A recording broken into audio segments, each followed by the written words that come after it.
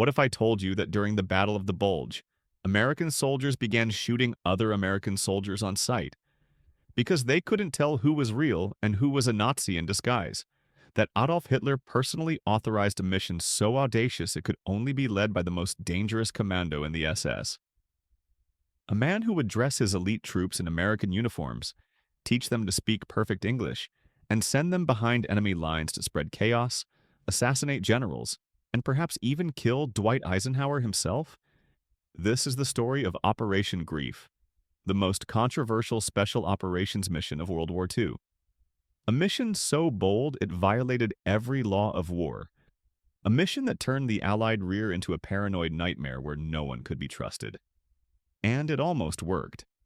This is the story of Otto Skorzeny, Hitler's favorite commando, and the operation that turned the final winter of the war into a deadly masquerade.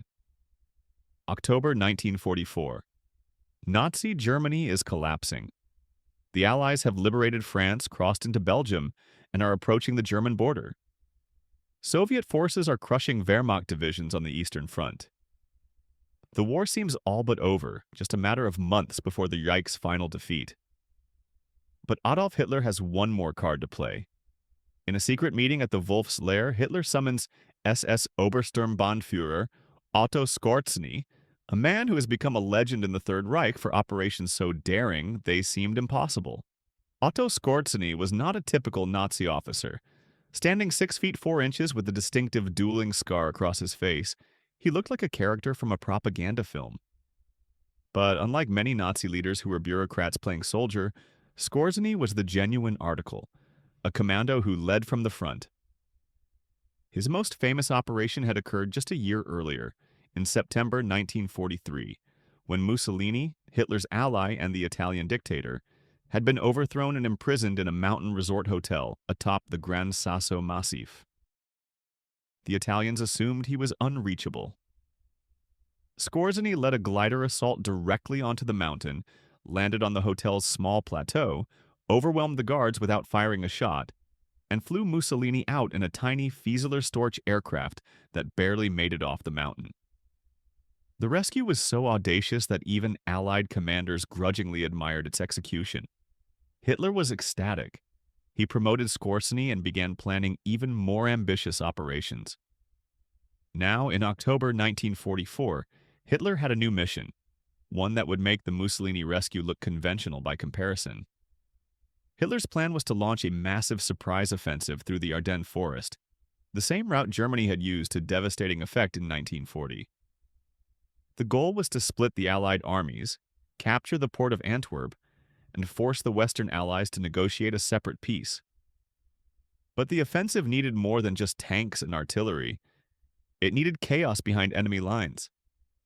Hitler wanted Skorzeny to create a special unit that would infiltrate American positions, dressed as American soldiers, speaking English, driving captured American vehicles. They would spread confusion, cut communications, misdirect reinforcements, and assassinate key commanders. It was the perfect mission for Skorzeny, and it violated every international law governing warfare. Under the Hague Conventions, soldiers who fought in enemy uniforms were not prisoners of war. They were spies, and the penalty for spying in wartime was execution. Skorzeny knew this. Hitler knew this. Everyone involved knew this. They proceeded anyway. The operation was codenamed Greif, German for griffin, the mythical creature that was part eagle, part lion. A hybrid, a deception. Skorzeny had less than 6 weeks to recruit, train, and deploy his infiltration force before the offensive began. The mission had started. Skorzeny's first challenge was recruitment. He needed German soldiers who could pass as Americans, which meant they needed to speak fluent colloquial English, preferably with an American accent. In the entire Wehrmacht and SS, there were only a handful of men who qualified. Skorzeny sent recruitment notices to units across Germany. Volunteers wanted for special mission. Requirements: fluent English, experience in commando operations, willing to undertake hazardous duty. What he didn't mention was that the mission would involve wearing enemy uniforms, an automatic death sentence if captured. About 3,500 men responded to the call. When Skorzeny interviewed them, he was disappointed. Most spoke textbook German English with heavy accents. Many had learned their English from books and had never spoken to an actual American or British person. Only about 150 men spoke English well enough to attempt to pass as Americans in conversation. Maybe 10 could genuinely fool a native speaker. But Skorzeny made do. He organized the volunteers into 3 categories. Category 1. Men who spoke perfect English with American accents. These would be the deep infiltrators, about 44 men organized into small teams called Einheit Stielau. Their mission was to penetrate deep behind American lines, spread false information, and sabotage critical infrastructure. Category 2. Men who spoke passable English but with noticeable accents. These would drive captured American vehicles and attempt to misdirect military traffic at crossroads. Category 3. Men who spoke little or no English. These would form the main combat element, Panzer Brigade 150, and would fight in German uniforms but would initially advance in captured American vehicles to create confusion. The training was intense and bizarre. Skorzeny established a secret camp where his men studied American culture, slang, and military procedures. They watched Hollywood films to learn American accents and mannerisms.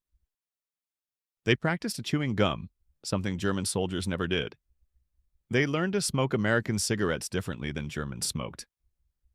Mock American towns were constructed where the men practiced casual conversations, learned American military ranks and insignia, and memorized details about American life that only a genuine American would know. One training session involved American prisoners of war who were brought in, under guard, to have conversations with the German infiltrators. The prisoners didn't know they were training men who would later impersonate Americans behind Allied lines.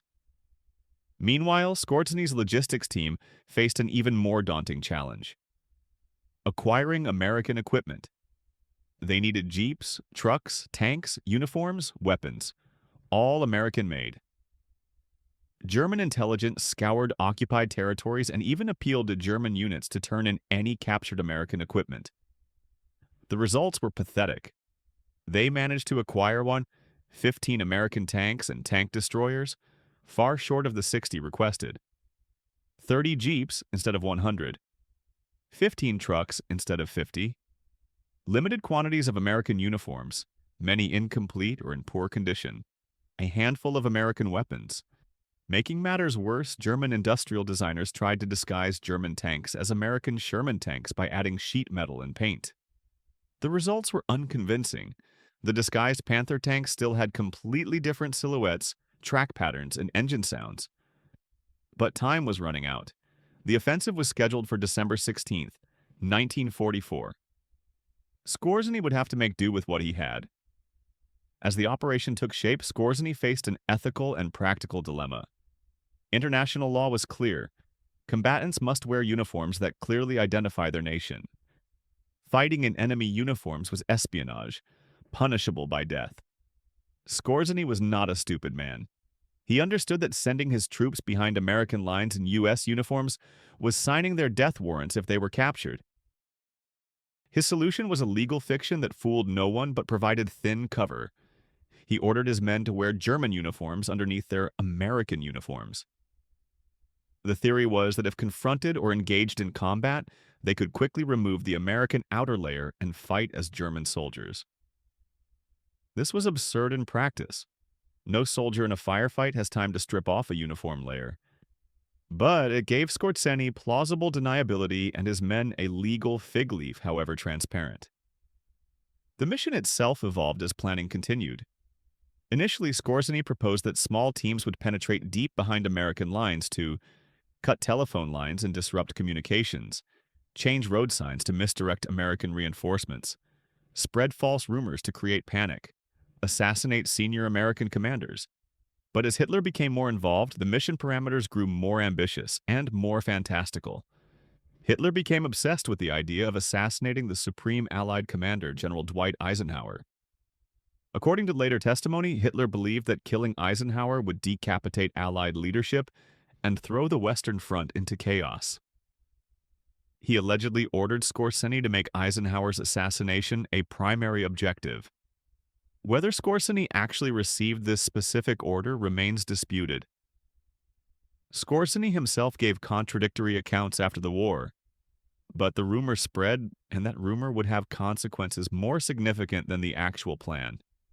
By early December, Scorsese had assembled his force, 44 elite infiltrators who would operate in small teams, approximately 2,000 combat troops in Panzer Brigade 150, a motley collection of captured and disguised vehicles, forged documents, American currency, and false identification papers. On December 13th, 3 days before the offensive, Scorsese addressed his men. He was blunt. He told them their mission violated international law. He told them that if captured in American uniforms, they would likely be executed. He gave them the opportunity to withdraw. Not a single man withdrew. Whether this was courage, fanaticism, or the simple reality that refusing an SS mission in December 1944 had its own dire consequences, we'll never know. The operation was ready to launch. December 16th, 1944, 5:30 a.m. Along an 85-mile stretch of the Ardennes forest, 200,000 German troops supported by hundreds of tanks launched the largest German offensive on the Western Front since 1940. American units, many of them inexperienced divisions sent to this quiet sector to rest and refit, were caught completely off guard. In some places, German armored columns broke through with minimal resistance. Into this chaos, Scorsese unleashed his infiltrators. The first teams crossed into American lines within hours of the offensive's start. Wearing American uniforms, driving captured jeeps, and carrying forged papers identifying them as various U.S. units, they penetrated deep into the Allied rear area. Their success varied wildly. Some teams managed to cut communications cables, change road signs, and spread false reports. One team successfully redirected an entire American regiment away from a critical crossroads, delaying reinforcements for hours. Others were caught almost immediately. American soldiers, already on high alert due to the massive German offensive, were suspicious of anyone who seemed out of place. What Scorsese couldn't have anticipated was how paranoid his operation would make the Americans, and how that paranoia would ultimately undermine the mission more than any successful infiltration could have advanced it. Within 48 hours of the offensive, rumors spread through American lines. German commandos were everywhere, dressed as American MPs, driving American jeeps, speaking perfect English. They were targeting officers. They were planning to assassinate Eisenhower. No one could be trusted. The rumors grew more elaborate with each retelling. Stories circulated that German agents had poisoned American coffee, that they were disguised as nurses in field hospitals, that entire American units had been replaced by Germans in disguise. American counterintelligence went into overdrive. Roadblocks were established throughout the rear area. Every soldier, regardless of rank, was stopped and interrogated. The questions became increasingly obscure based on the assumption that only a real American would know certain cultural details. Who won the World Series in 1943? What's the capital of Illinois? Who's married to Betty Grable? What's on the back of a dime? The problem was that many actual American soldiers didn't know these answers either, especially poorly educated soldiers or recent immigrants who had enlisted to gain citizenship. General Omar Bradley was stopped at a checkpoint and asked who the guard on the Chicago Bears football team was. Bradley, who had no interest in football, couldn't answer. He was briefly detained. The commanding general of the U.S. 12th Army Group, held at gunpoint by his own MPs because he didn't follow sports. British Field Marshal Bernard Montgomery, traveling through American sectors, was stopped and interrogated. When his answers to American cultural questions were unsatisfactory, he was British after all. Nervous MPs detained him for hours before his identity could be confirmed.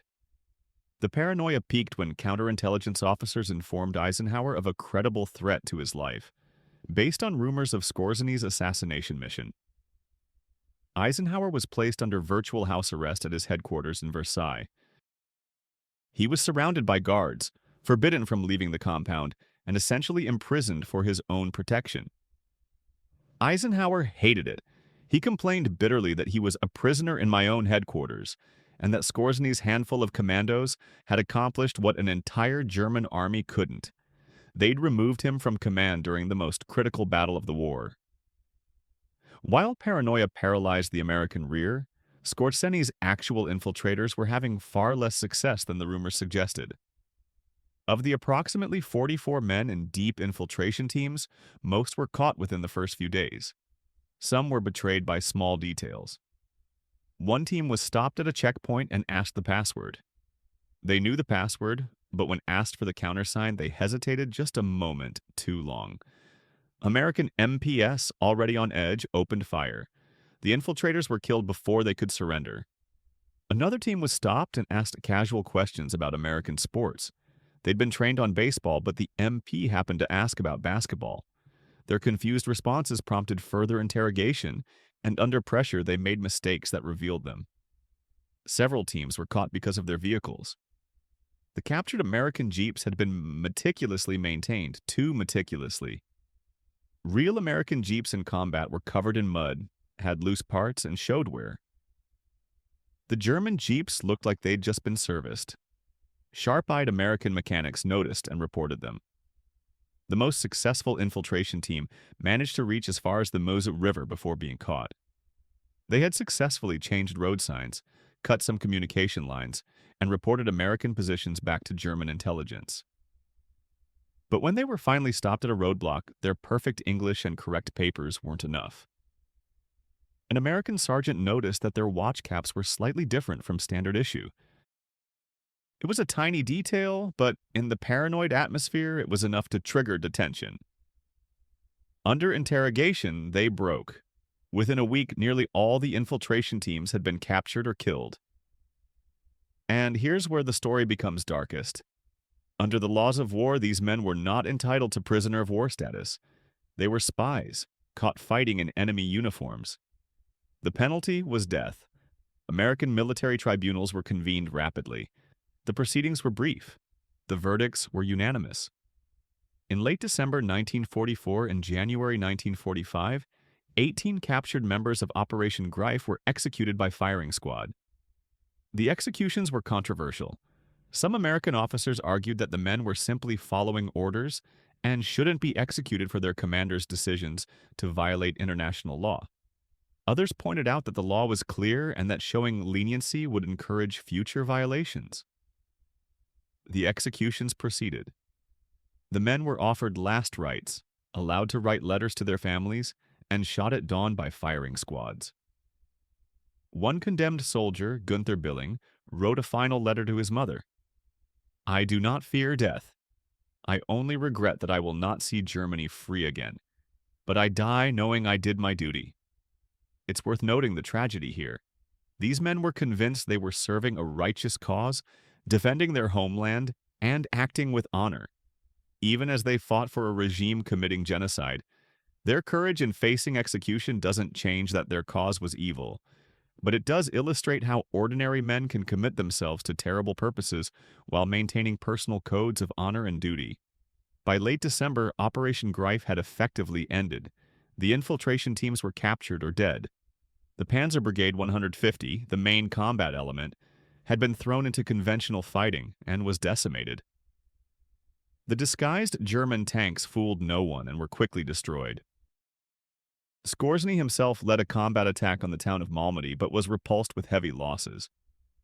The operation for which he'd spent 6 weeks preparing collapsed in days.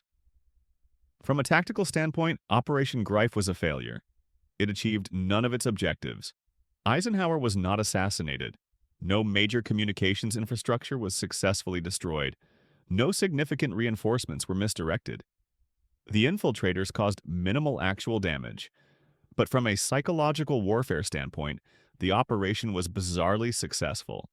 The paranoia and disruption caused by the fear of infiltrators far exceeded any damage actual infiltrators caused. American forces spent enormous resources hunting for commandos, interrogating their own troops, and guarding against threats that largely didn't exist. Eisenhower's effective removal from active command for critical days, the disruption of rear area logistics, the breakdown of trust and normal military procedure. All of this was accomplished not by Scorseni's commandos, but by the rumors of what those commandos might do. In other words, the mission failed, but its reputation succeeded. After the war, Scorseni was tried for war crimes related to Operation Greif. The charge was ordering his men to fight in enemy uniforms in violation of international law. The trial held in 1947 resulted in acquittal.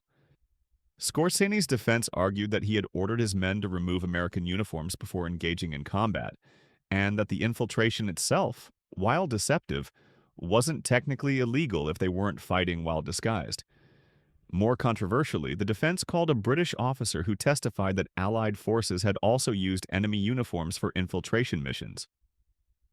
The implication was that if both sides did it, prosecuting only the Germans was selective justice.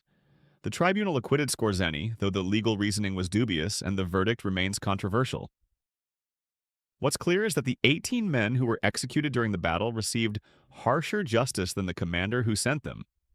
Operation Greif forces us to confront difficult questions about the laws of war and their application. The laws exist for good reasons. Combatants wearing enemy uniforms undermine the distinction between soldier and civilian that protects non-combatants. They make every person in uniform a potential enemy, destroying trust and increasing civilian casualties. If fighting in enemy uniforms became acceptable, warfare would devolve into chaos where no one could be identified, no one could be trusted, and the laws protecting prisoners and civilians would become meaningless. Yet special operations often exist in this gray area. Modern special forces regularly operate in civilian clothes or non-standard uniforms. Intelligence operatives work undercover. Deception is considered a legitimate tool of warfare. Where exactly is the line? The Hague Conventions attempted to draw that line. You can use deception and disguise to gather intelligence, but you must identify yourself as a combatant before engaging in violence. The moment you fight in enemy uniform, you've crossed from legitimate ruse de guerre into illegal perfidy. By that standard, Operation Greif was clearly illegal, and the executions of captured infiltrators were justified. But this creates a moral discomfort. The men who were executed were following orders from superiors who were later acquitted. They showed courage in volunteering for a mission they knew could result in their execution. They fought for an evil cause, yes, but so did millions of other German soldiers who received better treatment. Is it just that the foot soldiers die while the commander walks free? Perhaps the deeper lesson is about the absurdity of applying legal standards to warfare itself. We have laws governing how to kill people, what you can wear while killing them, which weapons are acceptable for murder, and which are banned. We execute people for wearing the wrong uniform while killing, but reward them for wearing the correct uniform while committing identical acts of violence. The laws of war are necessary. Without them, warfare would be even more horrific than it already is. But they can't escape the fundamental absurdity that they're attempting to bring order, justice, and morality to the organized practice of killing other human beings. After his acquittal, Otto Skorseny led a fascinating and troubling post-war life. He escaped from an internment camp in 1948 and fled to Spain, where Franco's fascist government protected him. He became an international arms dealer and security consultant, allegedly working for everyone from Egyptian intelligence to Israeli Mossad. The latter claim remains disputed and controversial. He died in Madrid in 1975 at age 67, having never expressed remorse for his wartime activities. The men of Operation Greif who survived faded into obscurity. Some wrote memoirs. Others never spoke of their experiences. The 18 who were executed are buried in military cemeteries, their graves marked with the same stones as other German soldiers who died in conventional combat. The Battle of the Bulge, which Operation Greif was meant to support, ultimately failed. Germany exhausted its final reserves of men and material in the offensive. By January 1945, American forces had retaken all lost ground, and the German army was in full retreat toward the Rhine. The war would be over in 5 months, but Operation Greif left a legacy that extends beyond its tactical failure.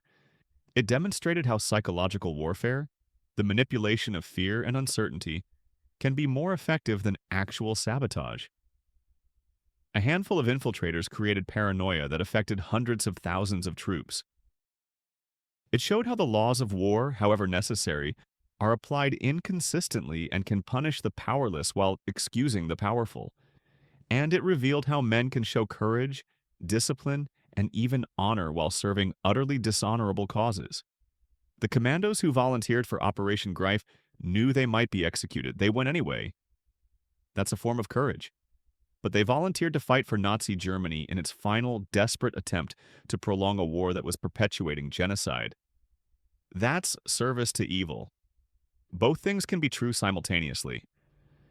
History is full of brave men who fought for terrible causes, skillful soldiers who served monstrous regimes, honorable behavior in service of dishonor. Operation Greif embodied all these contradictions. It was a mission that was both brilliant and doomed, bold and desperate, effective and futile. It violated the laws of war in service of a regime that had already violated every moral law that civilizations hold sacred. And it ended with young men standing before firing squads at dawn, dying for a cause that was already lost, in service of a Führer who cared nothing for their individual lives.